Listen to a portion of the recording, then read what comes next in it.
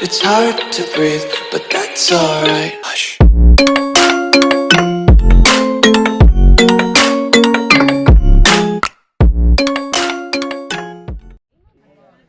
Ciao a tutti, oggi ci troviamo a Malga Biancari, che si trova a Marano di Valpolicella in provincia di Verona. Il percorso che faremo oggi ci porterà ad attraversare il ponte tibetano sulla Val Sorda, per poi risalire rapidamente verso le grotte di Campore e scendere poi a Molin de Cao, dove da qui risaliremo Rio Mandrago, per tornare alla fine a Malga Biancari. Il ponte che attraverseremo oggi è lungo 52 metri e alto 40. Buona visione a tutti!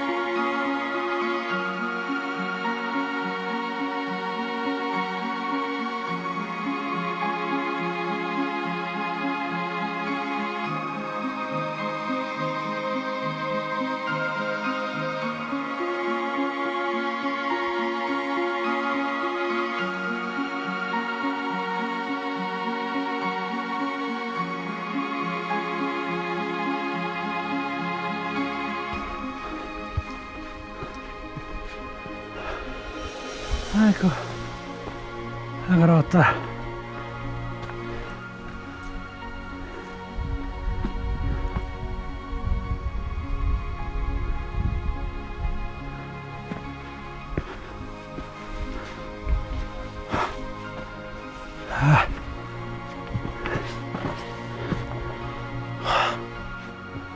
Wow, che fresco!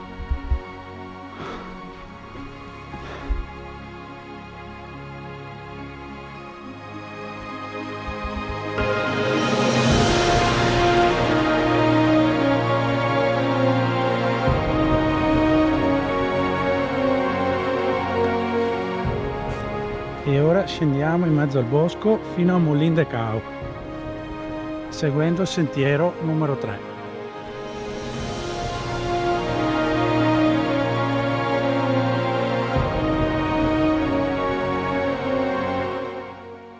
Da qui risaliamo Rio Mandrago, un posto straordinario.